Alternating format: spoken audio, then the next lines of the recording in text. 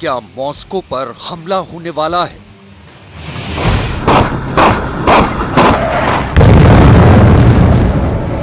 क्या Kremlin target पर है?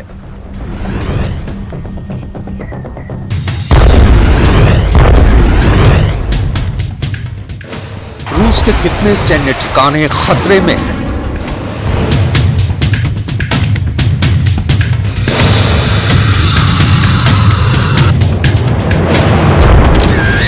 रूस के न्यूक्लियर बॉम्बर पर क्यों खतरा मंडरा रहा है?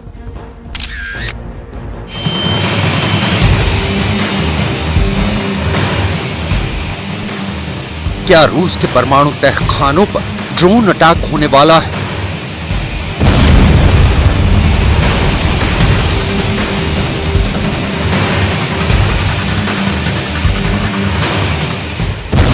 यूक्रेन के शहरों के साथ साथ क्या अब रूस के सैन्य अड्डों पर ऐसे ही बारूद की आग धधकने वाली है?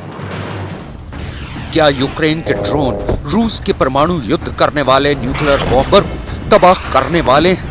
सबसे बड़ा सवाल, क्या यूक्रेन के अटैकिंग ड्रोन से रूस की सेना खौफ में है?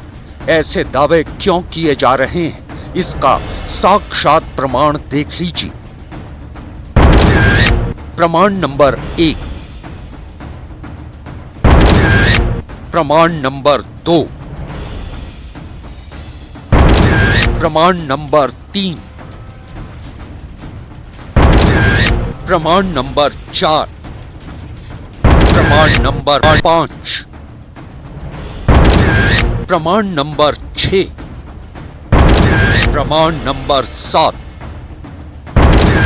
प्रमाण नंबर 8, प्रमाण नंबर 9, प्रमाण नंबर 10। ऐसे प्रमाण पेश कर दावा किया गया है कि यूक्रेन ने अपने हमलावर ड्रोन से रूस के उस एंगेलिस 2 एयरबेस पर एक नहीं 3 बार हमला किया है।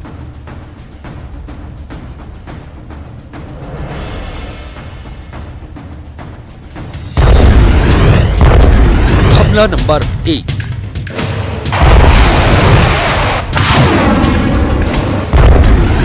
हमला नंबर 2,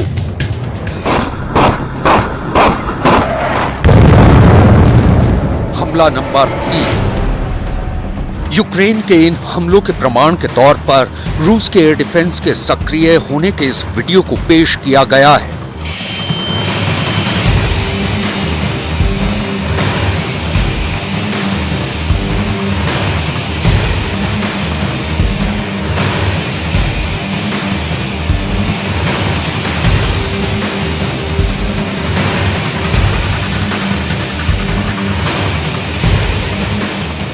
यही वजह है कि दावा किया गया है कि रूस ने अपने परमाणु बम वर्षक बेड़े को एंगेलिस 2 एयरबेस से दूर पूरब में ट्रांसफर कर दिया है।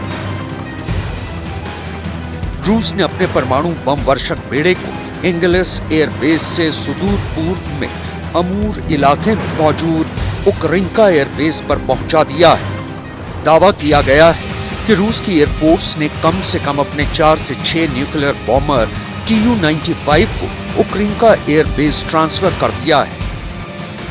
रूस का एंगेलिस एयरबेस यूक्रेन की राजधानी कीव से 1090 किलोमीटर दूर है।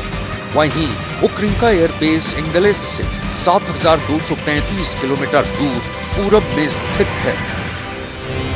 रूस की सेना ने अपने न्यूक्लियर बॉम्बर को आखिर यूक्रेन से इतनी दूर पूरब में क्यों शिफ्ट कर दिया है, इसको लेकर 4 ठोस वजह पेश की गई हैं। वजह नंबर 1, यूक्रेन की राजधानी कीव से 800 किलोमीटर दूर रूस का रयाजान मिलिट्री बेस पर हमला हुआ है। कीव से 800 किलोमीटर दूर रूस के कुर्स्क एयरफील्ड पर ड्रोन अटैक हुआ है। वजह नंबर 3, यूक्रेन की राजधानी कीव से 1090 किलोमीटर दूर रूस के सरातोव मिलिट्री बेस पर हमला हुआ है, जो रूस के लिए बहुत ही डरावना है, क्योंकि सरातोव में ही रूस का एंगेलिस एयरबेस है। एंगेलिस एयरबेस पर हुए हमले में रूस के 2 न्यूक्लियर बॉम्बर को नुकसान पहुंचा है। वजह नंबर 4, दावा किया जा रहा है कि रूस के अंदर यूक्रेन की स्पेशल फोर्स पहुंच गई है। एबीसी न्यूज ने पुष्टि की है कि यूक्रेन की स्पेशल फोर्स रूस के काफी अंदर तक पहुंच गई है। एबीसी न्यूज के मुताबिक यूक्रेन के प्रेसिडेंट जेलेंस्की के इनर सर्कल के एक वरिष्ठ अधिकारी ने एबीसी न्यूज को बताया है कि रूस के सैन्य ठिकानों पर 2 ड्रोन हमले हुए। इनमें से कम किसी एक ठिकाने पर ड्रोन को गाइड करने का काम रूस में मौजूद यूक्रेन की स्पेशल फोर्स ने किया था। ऐसे में बड़ा सवाल उठ रहा है कि यूक्रेन की स्पेशल फोर्स रूस में कितनी अंदर तक अपनी घुसपैठ कर चुकी है। क्या यूक्रेन की स्पेशल फोर्स के कमांडो रयाजान मिलिट्री बेस के करीब मौजूद है? क्या जेलेंस्की के स्पेशल कमांडो रूस के कुर्स्क एयरफील्ड के आसपास कहीं छिपे हुए हैं, या फिर रूस के न्यूक्लियर बॉम्बर वाले एंगेलिस एयरबेस के करीब कहीं अंडरग्राउंड है?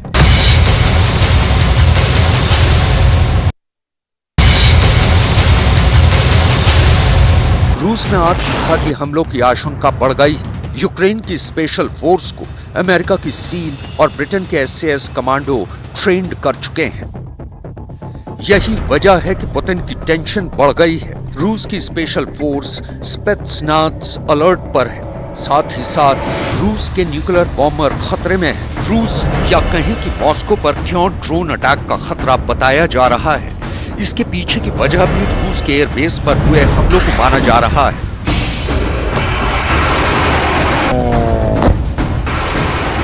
रूस का कहना है कि यूक्रेन के ड्रोन आए और उनके टारगेट पर था रयाजान और साथ में सरातोव। ये दोनों यूक्रेन या कहें कि कीव से इतने फासले पर है कि किसी को भी हैरत होगी कि आखिर जेलेंस्की के पास इतनी ताकत कहां से आ गई। सवाल है कि क्या यूक्रेन के पास ऐसी पावर है कि वो रूस में घुसकर हमला करे? दोनों जगह हमला करने के लिए ऐसे ड्रोन चाहिए जो 1000 किलोमीटर का सफर तय कर सके। रूस की एक न्यूज वेबसाइट रिडोवका की रिपोर्ट की चेतावनी कि अगर यूक्रेन से हमले हो रहे हैं तो मॉस्को पर भी हमला हो सकता है। इसके पीछे जो तर्क किया गया है उसके मुताबिक अगर रूस में हमला करने वाले ड्रोन यूक्रेन से आए तो सीधा मतलब है कि यूक्रेन के पास पहले से ही 1000 किलोमीटर तक हमला करने वाले ड्रोन हैं, जिसका मतलब है कि मॉस्को पर हमला हो सकता है, क्योंकि कीव से मॉस्को की दूरी करीब 862 किलोमीटर है। लेकिन रूस के रक्षा मंत्रालय ने दावा किया है कि यूक्रेन के ड्रोन रूस के एयर डिफेंस की चपेट में आ गए और जब मलबा जमीन पर गिरा तो रूस के न्यूक्लियर बॉम्बर चपेट में आ गए।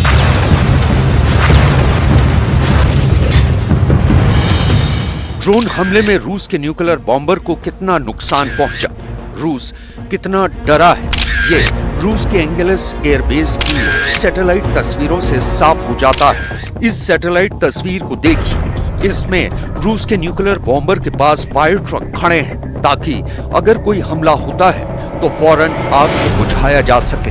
इसी तस्वीर में दूसरे Tu-95 न्यूक्लियर बॉम्बर पर आग से बचाने वाला फोम लगाया गया है। बॉम्बर को एंगेल्स 2 एयरबेस से हटा दिया है, किसी गुप्त ठिकाने पर पहुंचा दिया गया है। 4 दिसंबर से पहले एंगल्स 2 एयरबेस पर कुल 21 न्यूक्लियर बॉम्बर खड़े थे, लेकिन 4 दिसंबर को वहां से 6 न्यूक्लियर बॉम्बर हटा दिए गए हैं। सैटेलाइट तस्वीरों से साफ साफ पता चलता है कि हमले के बाद पुतिन ने जल्दबाजी में 6 परमाणु बम वर्षकों को छिपा दिया।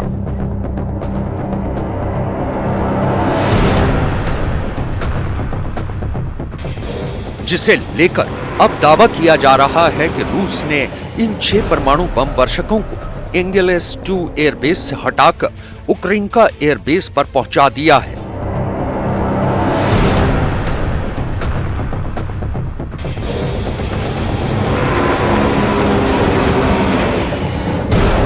रूस का Tu-95 न्यूक्लियर बॉम्बर क्यों यूक्रेन के लिए टेंशन का दूसरा नाम बन गए थे, इसे यूं समझ सकते हैं कि रूस ने अपने इन दशकों पुराने बॉम्बर को अब एक नई ड्यूटी पर तैनात किया था। इस जहाज में लगे प्रोपेलर की आवाज गजब की है। ये जितना जमीन पर डराती है उतना ही खौफ इसकी उड़ान के बाद दिखता है। इसके प्रोपेलर की आवाज हजारों मीटर की ऊंचाई से बहुत साफ सुनाई देती है। ये रूस की परमाणु स्ट्राइक वाली फ्लीट का बड़ा हिस्सा है।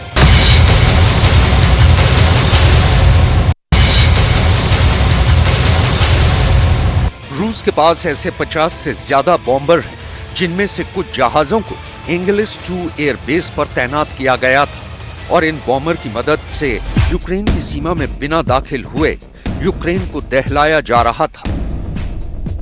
एंगेल्स 2 एयरबेस की सैटेलाइट तस्वीर को 29 दिसंबर का बताया जा रहा है।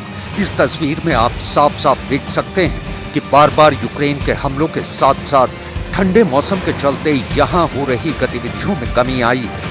एंगल्स में बर्फबारी साफ साफ दिख रही है, लेकिन इस तस्वीर में 5 Tu-95 साफ तौर पर डी ऑक्साइड है, यानी इन पर पड़ी बर्फ की परत को हटाया गया है। 4 Tu-95 बॉम्बर बर्फ में ढके हुए हैं। 2 Tu-160 ब्लैक जैक बम वर्षक बर्फ में ढके हुए दिखाई देते हैं। इस सैटेलाइट इमेज में तो नहीं दिख रहा, लेकिन यहाँ मौजूद न्यूक्लियर बॉम्बर की तादाद में कमी जरूर देखी जा सकती है, क्योंकि 4 दिसंबर से पहले एंगल्स 2 की सैटेलाइट इमेज में कुल 27 न्यूक्लियर बॉम्बर दिखाई दिए थे।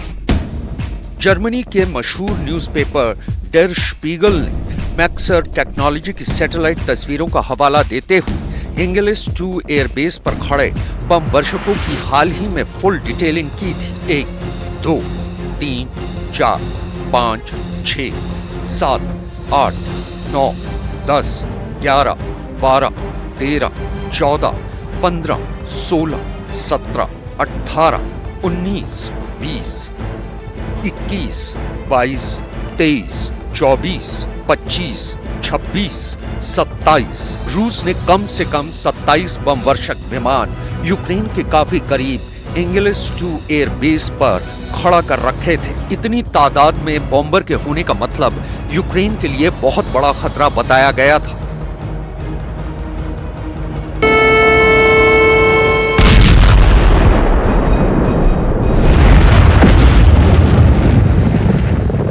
आशंका जताई गई कि रूस यूक्रेन में एक बार फिर बहुत ही भयंकर बमबाजी करने की तैयारी में है।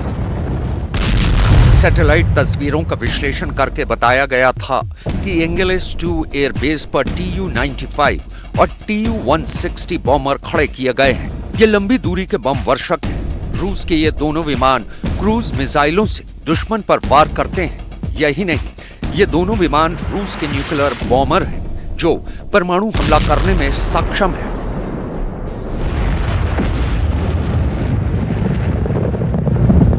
परमाणु हमला करने वाले विमानों को यूक्रेन की सीमा के काफी करीब खड़ा कर रूस बिना कुछ कहे यूक्रेन को डरा रहा था। और अब बात करेंगे मध्य प्रदेश के सीएम शिवराज सिंह चौहान की, जो कि आज गरीबों को एक बड़ी सौगात देने जा रहे हैं। टीकमगढ़ का दौरा आज उनका, और मुख्यमंत्री भू अधिकार योजना की शुरुआत यहां से हो रही है।